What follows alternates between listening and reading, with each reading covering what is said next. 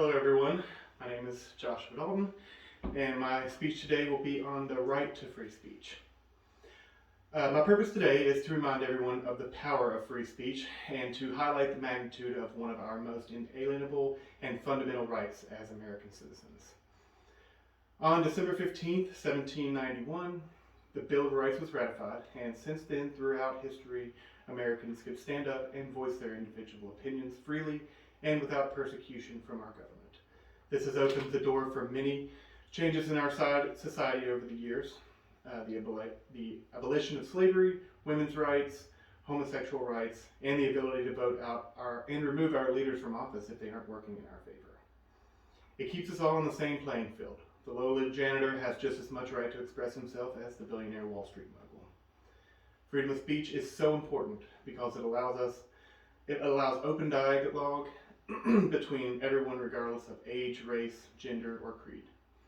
Free speech creates a space where everyone's voices are heard and encourages the exchange of information, prevents the exclusion of minorities, and enables us to find new ways to approach conflict resolution and find peaceful settlements.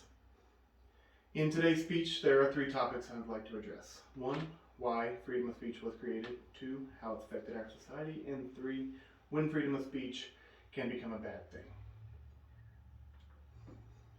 The First Amendment was written in response to 2 centuries of state-sponsored religious conflict and oppression in America as well as many other European nations from constant religious wars.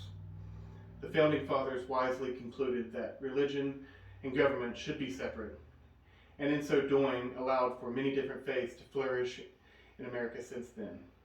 Freedom from religious prosecution for practicing your chosen faith is now and should forever be a fundamental American and human right.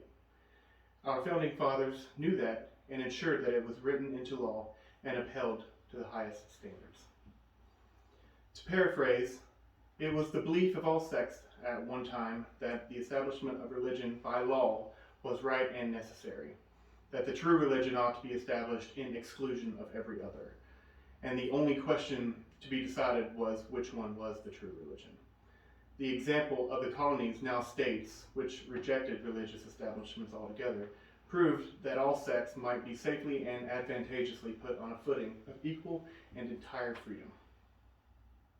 We are teaching the world the great truth that governments do better without kings and nobles than with them.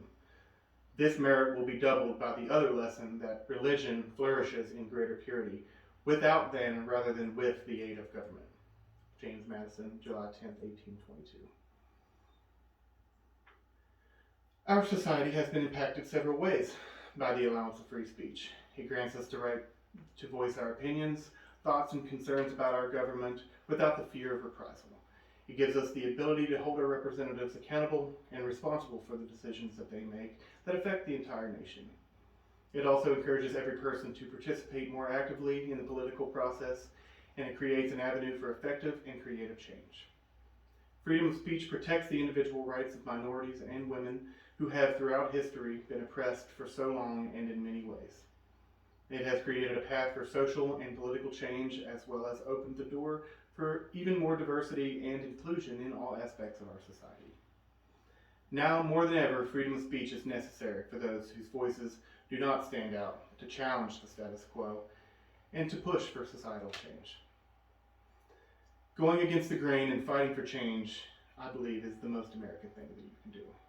It's allowed the African American community, women's suffrage, and the LGBTQ movement to make remarkable and substantial progress in our country in the past and in recent years.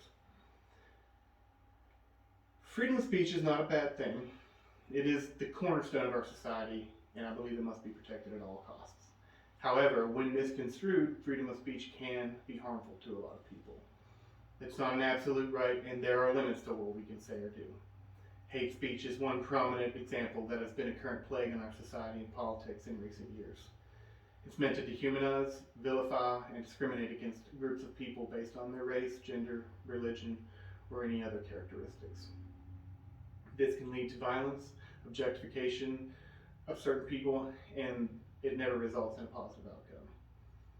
The emergence of social media has reconfirmed that the freedom of speech, if taken too far, can have disastrous effects. It has opened the world up to exchange of new information and created many new challenges as well as risks. Online platforms, if not regulated properly, can allow people to spread disinformation, propaganda, and even be used to incite violence, censor, or harass people who share an unpopular opinion. The best way to combat this unfortunate aspect of free speech is to educate ourselves about other cultures and races and religions so we can better understand our own countrymen and find ways to come together rather than to tear each other apart. In conclusion, freedom of speech is and always should be a fundamental human right.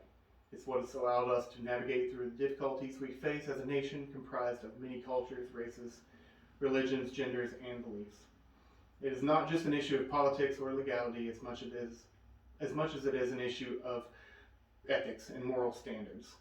And as a member of a free and democratic society, it is our civil responsibility and civic duty to speak out against hate speech and advocate for the acceptance of marginalized and often oppressed communities in our nation. We must strive for understanding and acceptance and encourage open dialogue and tolerance for everyone regardless of your personal beliefs. And in so doing, I believe we can create a more just and open democracy for everyone. Thank you.